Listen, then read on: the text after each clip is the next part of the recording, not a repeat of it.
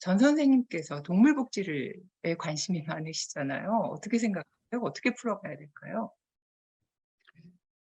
글쎄요. 저는 철학이 아니라 문화인류학이니까 어떻게 해야 한다 또는 어떤 것이 도덕적으로 더 선이다라고 하는 것을 추구하거나 이제 찾아보기보다는 이제 현실 사회에서의 인간 동물 관계, 아까 선생님께서 이제 언급하신 그 개별성이라고 하는 걸 굉장히 좀 천착하면서 그걸 좀 따라가 보면서 한번 설명해 보는 거 좀 관심이 많아서요. 예, 그래서 사실은 말씀하신 지금 그 선생님께서 말씀하신 그 부분들, 우리의 이 동물과 맺는 관계는 정말 너무나 선택적이잖아요. 예, 어, 예, 뭐 실험 동물들 이제 아까 선생님께서 그 후배님 말씀을 해주셨는데 실험을 하다가 보니까 그 존재 생명이라고 하는 게 느껴져서 실험을 중단하게 되는 또는 뭐 사실은 축산동물들은 저희가 아까 천 선생님께서 제도는 굉장히 많이 있기는 하지만 또 한편으로는 그 근본적인 문제를 우리가 김 선생님께서 말씀하신 근본적인 문제, 이제 잡아서 먹게 되는 거죠. 예, 고기로 만들어서 먹게 되는 거죠. 그걸 이제 피할 수 없는. 하지만 반려동물 같은 경우는 정말 거의 모시고 살잖아요. 요즘 분위기가. 그래서 이 인간-동물 관계라고, 그러니까 동물이라고 했을 때 왜 이렇게 어떤 동물은 이런 취급을 받고 어떤 동물은 이렇게 살고 있는가라고 하는 거에 어마어마한 근본적인 모순이 있죠. 모순이 존재하긴 하는데, 근데 그 근본적인 모순을 어떻게 해결할 것인가는 굉장히 어려운 문제라고 하는 거에 일단 동의를 하고요. 한편으로는 우리가 인간과 동물 관계를 그래서 거기서 볼 수 있는 거죠. 인류학적인 시선에서 볼 수 있는 거는 그래서 보니까 여기서 이제 드러나는 게 인간 사회 구조가 아닌가. 그냥 인간 예. 동물만 봤을 때 우리가 비과시화되는 것은 사실상 인간 사회 문제 자체를 여기서 가리키고 있는 것 같아요. 그래서 뭐그 사실 우영우에서 얘기가 되는 그 남방 큰돌고래 그 판결도 예.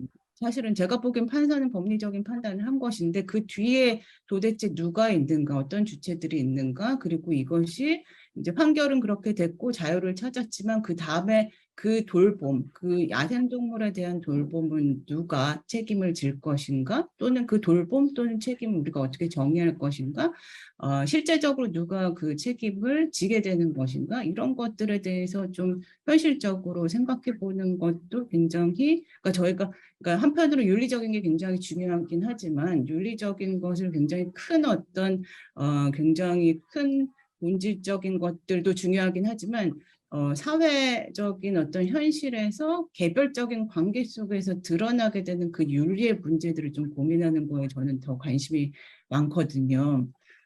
그래서 이제 일단은 자유를, 그러니까 야생동물에게 대해서는 관심이 없었지만 일단은 이런 어떤 계기들을 통해서 야생동물들에 관심을 갖게 되었지만, 한편으로는 이것의 책임의 주체가 국가인가, 어, 시민사회인가, 과학자들인가, 어, 그리고 그 돌봄을 어떻게 구체적으로 수행할 것인가라고 하는 훨씬이라고 비교할 수는 없지만 아무튼 동등하게 굉장히 큰 문제들이 우리를 기다리고 있는 게 아닌가라고 하는 그런 생각을 했거든요. 제가 좀 이것저것 너무 많이 여기저기 좀 가서 어, 얘기가 좀 어수선해지긴 했는데요. 그래서 아니, 어, 선생님, 근데 궁금한 게, 네. 그 야생동물의 돌봄은 누가 책임질 것인가 그렇게 얘기하셨는데, 예를 들면, 남방 큰 돌고래를 바다로 보냈잖아요. 그 다음에 어떻게 책임지죠? 그 다음에는 남방 큰 돌고래가 스스로 살아야 되는 거 아닙니까? 뭐 이거는 아마 다른 선생님들께서 아시겠지만 저는 이제 이거를 이제 기사를 한번 찾아봤어요. 그래서 예, 어떻게든 그 뭐 이제 자유롭게 살고 있고 거기 가면은 제주 앞바다 가면은 얘네들이 놀고 있다 뭐 그런 대사가 나왔는데 그거를 추적을 하고 있는 과학자들이 계신 거잖아요. 예. 그리고 그 과학자들 뒤에는 아마 국가 이게 아마 제도하고 어떻게 이건 아마 천 선생님께서 잘 아시지 않을까 하는데요. 그 뒤에는 국가가 있는 것 같다는 생각이 들거든요. 근데 이거 야생동물의 경우는 국가인가 아니면 국제적인 기관인가 뭐 이런 것들에 대해서도 좀 생각을 해봐야 되지 않을까 합니다. 예. 천 선생님 고개를 끄덕끄덕 하셨는데. 이게 지금 현재 국가적으로 뭔가를 해주는 거는 거의 없다고 보셔야 되는 거고요. 예, 이제 우리 그 돌고래를 이 케이스는 굉장히 특별한 케이스거든요. 그러니까 예. 동물이 우리가 반려동물이 노령화되기 시작하는 반려동물이 늘어났다고 제가 이제 말씀드렸던 2010년도경 그때 발생한 거고 이게 이제 아까 말씀하셨던 여러 가지 그 관련된 사람들, 이해 당사자라고 말하기도 굉장히 모호한 아주 관련된 사람들, 예를 들면 활동가라든가 과학자라든가 아니면은 그냥 일반 시민이라든가 정치인이라든가 이 굉장히 한꺼번에 뜻이 모아지고 이게 정치적으로 움직일 수 있었고 그리고 관심을 계속 끊임없이 이어가도록 언론인들이 붙어서 이거를 계속 중계를 하다시피 해서 얘기를 해 줬던 굉장히 특별한 케이스고 이거를 통해서 거기에 참여했던 모든 사람들이 상당히 동물 문제를 다루는 것에 대한 학습을 하고 어떻게 이슈화시킬 것인가에 대한 교육이 되었던 이제 이 활동 안에서는 굉장히 특별한 케이스가 되는 거거든요. 그리고 그 안에 참여했던 각각의 개인들이 그다음에 인제 자기의 생애 경로를 만들어가는 데 있어서도 되게 중요한 사건이 됐던 이제 그런 아주 이제 복잡한 사건입니다. 근데 그러고 나서 인제 이 돌고래들이 어떻게 살고 있는지까지도 과학자들이 추적할 수 있어서 이제 그 하는 그 어떤 일종의 연구 조직을 만들 수가 있었는데 근데 실제로 그 뭐 연구 조직에 돈을 대는 사람들은 뭐 그 사람들이 과학자이기 때문에 학교에서 연구자들이 돈을 받듯이 이렇게 연구비를 만들 수도 있지만 대개는 지금 시민단체나 아니면 개별적인 시민들이 후원하는 이런 방식으로 해서 그 연구들을 지원을 하고 있거든요. 이것도 인제 상당히 재미있는 과학 쪽에서 보더라도 되게 재미있는 이제 건이기는 합니다. 근데 이제 이렇게 성공을 했다고 해서 또 그게 다 끝은 아니거든요. 이거 굉장히 특별한 케이스였다고 제가 말씀드렸는데 예. 근데 모든 동물들을 전부 다 풀어주는 것이 답은 아니거든요.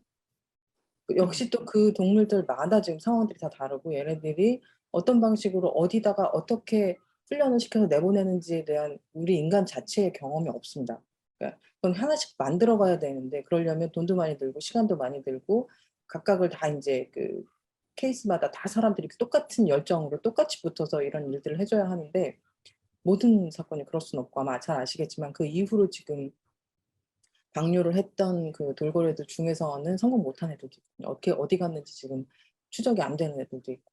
이런 식으로 그리고 지금 현재 또 어떤 동물원들에서 벨루가 같은 것도 그냥 방류하겠다, 진짜 풀겠다는 식으로 얘기를 해서 모든 사람들이 다 붙어 갖고 지금 말리고 있는 경우도 있고요. 그러니까 케이스들이 다 다릅니다. 그런데 예예.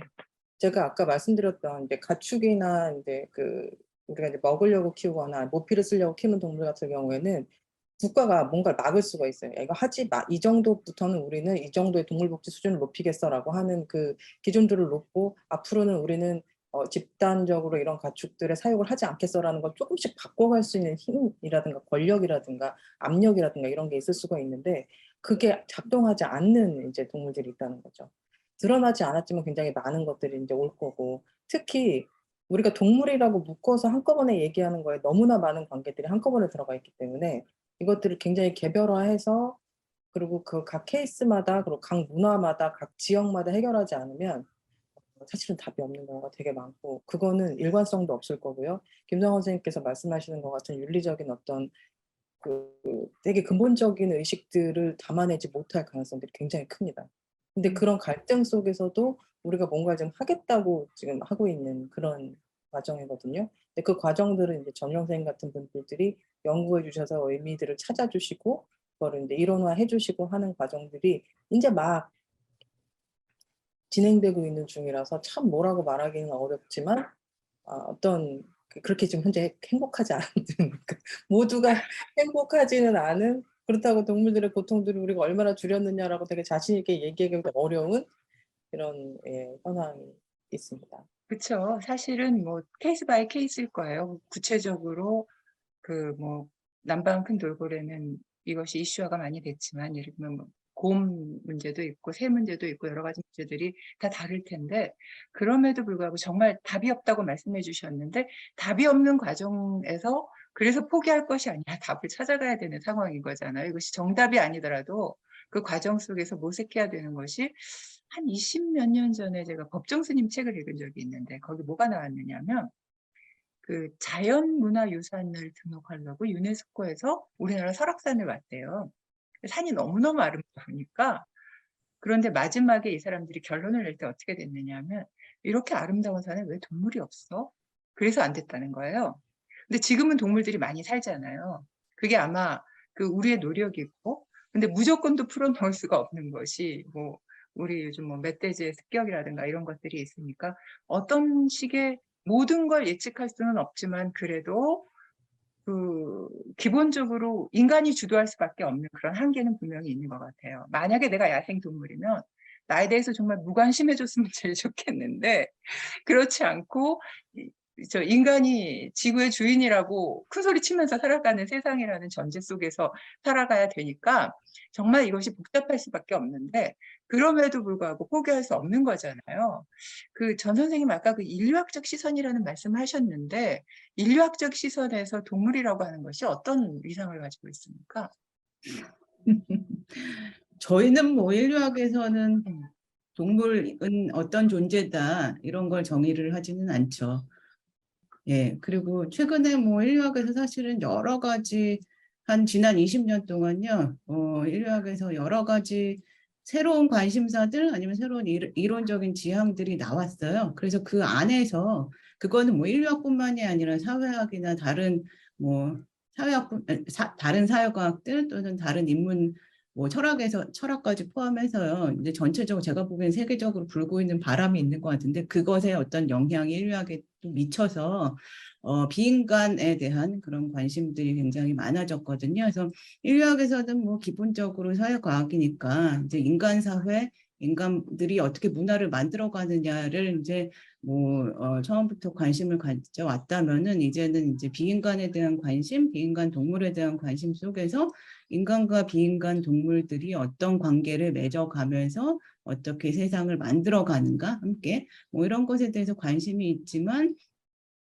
동물을 정의하거나 인간은 무엇이다라고 하는 걸 정의하는 것에 관심서부터 시작하기보다는 이런 관계도 굉장히 개별적이고 굉장히 구체적인 문화적인 컨텍스트나 국가적인 역사적인 어떤 맥락 속에서의 어떤 개별적인 관계들을 따라가 보면서 그러면서 인간은 이런 존재가 아닐까?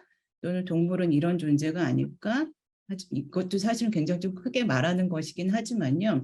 나중에 추후에 연구 결과에 따라서 인간과 비인간은 그래서 이런 어떤 관계를 맺으면서 살아가는 것 아닐까라고 하는 거에 좀 관심이 있죠. 그래서 먼저 처음부터 아까 선생님 말씀하셨을 때 그 데카르트의 그 동물관인 거잖아요. 그냥 이게 무슨 영혼이 있어. 이렇게 철학자들은 처음부터 그렇게 큰 화두로부터 시작하지만 인류학자들은 아무래도 굉장히 구체적인 눈에 보이는 자기네들이 현장에서 경험할 수 있는 것들을 통해서 조금 추적해내는 것에 관심이 많다고 말씀드릴 수 있을 것 같아요. 예. 지금 이제 이 인간에게 인권이 있다라고 하는 얘기도 사실은 계몽주의 이후에 나온 이야기인 거잖아요. 근데 지금 이제 동물들에게 동물권이 있다라고 이야기를 해보는 것이 자연스러울까요? 제가 대답하겠습니다. 김성환 선생님 대답해보시. 그, 김성환 선생님이 네, 편하실 것 같긴 해요. 인권이 무엇인지에 대해서 고민을 하다 보면은 자연스럽게 동물들에게 도덕적 지위를 부여할 수밖에 없는 것 같아요. 예. 예를 들어서 우리는 이제 인간이 동물하고 다르고 그런 어떤 다름이 차별을 정당화할 수 있다라고 생각을 하는데요. 예를 들어서 이성 능력과 관련해 가지고 우리가 동물들이 갖지 못한 그런 능력이 있다라고 이야기를 한다면은 인간 중에서도 이성 능력을 갖추지 못한 그런 사람들이 있거든요. 예를 들어서 심각한 정신지체 장애인이라든지 아니면은 뭐 식물인간이라든지 아기라든지 이런 분들 같은 경우는 이성 능력이 없음에도 불구하고 우리가 그분들을 차별할 수 있다라고 생각을 하지 않잖아요. 그러니까 이성 능력을 기준으로 해서 우리가 차별을 할 수 없다라고 한다면은 동물들 또한 이성 능력이 없다라고 해가지고 차별할 수는 없다라는 거죠. 반면에 공리주의적인 측면에서 봤을 때 공리주의는 쾌락과 고통을 느낄 수 있는 존재이냐 아니냐가 되게 중요하거든요. 그런데 인간도 당연히 쾌락과 고통을 느끼지만 동물들 또한 쾌락과 고통을 느낀다라는 거죠. 그리고 그만큼 얘네들도 당연히 권리가 어느 정도까지는 있어야 된다라고 이야기를 하는 겁니다. 그리고 뭐 그게 이제 대표적으로 이제 피터 싱어라는 이제 철학자가 한 이야기고요. 그 다음에 톰 레간이라는 이제 또 철학자가 있는데 이 톰 레간에 따르면은 이제 자의식이 있는 동물들, 다시 말씀드려서 믿음과 욕구를 가질 수 있는 동물들, 그리고 미래를 생각하고 목표를 가질 수 있는 동물들은 삶의 주체가 될 수 있는 존재로서 다른 존재들에 대한 유용성, 이런 것과 무관하게 본래적인 가치를 갖는다라고 이야기를 합니다. 이런 측면에서 동물들이 권리를 어느 정도 갖고 있다라고 이야기를 하고 있죠. 그리고 거의 대부분의 윤리학자들은 뭐 정도의 차이는 있지만 동물들이 어느 정도까지는 권리를 갖는다라는 데에는 어느 정도 합의를 하고 있는 것 같아요. 예. 사실 권리라고 하는 개념은 뭐 생내적인 개념이라고 이야기를 하면서 그 개념 자체가 발달해 왔지만 사실은 부여하는 거잖아요.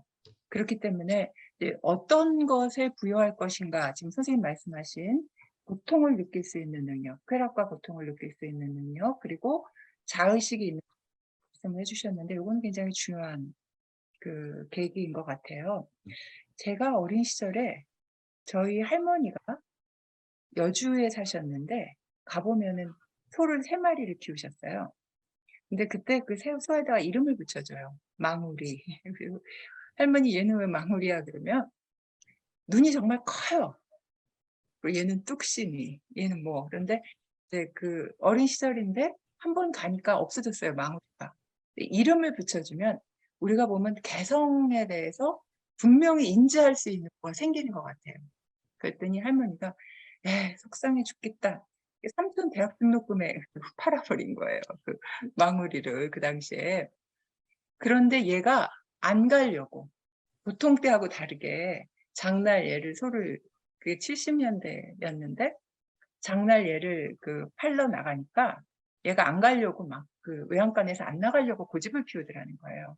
근데 그때 소는 개성도 있었고 정말 자의식도 없었다고 볼 수가 없어요. 그리고 할머니하고 계속 할머니가 여물을 주고 이러면서 계속 얘기를 해요. 그 소하고.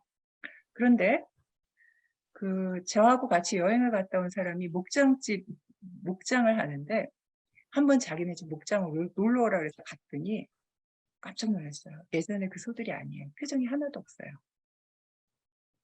150마리의 소가 이렇게 축사 속에서 정말 냄새나는 축사 속에서 그러는데 야, 이래서 지금 선생님 말씀하신 우리가 그 목적을 가지고 키우는 가축들에 대해서도 내가 만약에 그 가축이라면 하는 생각을 저는 했어요. 이걸 해야 된다고는 못하겠어요. 선생님 어떻게 생각하세요? 저는 그 역지사지를 해보는 게 무지하게 중요하다라고 생각을 하거든요. 그러니까 뭐 롤즈의 무지의 베이를 상정해가지고 생각을 한다라고 하더라도, 그러니까 예. 우리가 동물로 태어날지 인간으로 태어날지를 전혀 모르는 상황이라고 한다면은, 그리고 고기를 먹어도 되느냐라는 물음을 제기한다라고 했을 경우에는 어떤 사람들도 어떤 거기에 그 모여 있는 존재들도 고기를 먹어도 된다라고 이야기를 하지 않을 거예요. 그 이유는 자기가 태어나 보니까 하필이면은 가축으로 태어나가지고 고기로 전환될 수 있을 가능성 때문에도 아마도 고기를 먹어서는 안 된다라고 이야기를 할 겁니다. 만약에 그렇다라고 한다면은 우리도 고기를 먹는 거에 대해서 재고를 해볼 필요가 있는 거죠. 그러니까 남의 살을 먹는 게 좋냐? 우리 그냥 채식하는 사람들이 네. 그 아주 농담 삼아서 그렇지만 뼈 있는 농담인 거죠. 근데 지금 김성원 선생님 말씀을 듣다 보면 그 우리에게 인권이 있듯이 동물에게도 동물권이 있냐 이 논쟁을 떠나서 오히려 인권과 동물권의 차이조차 무색해져요. 천 선생님 어떻게 생각하세요? 굉장히 이제 그 동물권이란 단어를 제가 별로 좋아하지 않는다는 말씀을 먼저 드리고 싶어요. 왜냐면 왜요, 선생님? 그 이유도 설명해 주시면 좋겠어요. 네, 지금 김성원 선생님께서 말씀하신 그 톰 리건이 얘기하는 동물권은 이제 그 동물에 관련된 인간의 태도에서 보자면 스펙트럼에서 거의 끝에 있는 가장 사실은 인간은 모든 동물을 이용해서는 안 되고 반려동물조차도 인간의 도구이기 때문에 이용하면 안 되는 게 이제 맞습니다. 원래로 치자면. 뭐 여러 가지 이제 얘기들도 할 수가 있겠지만.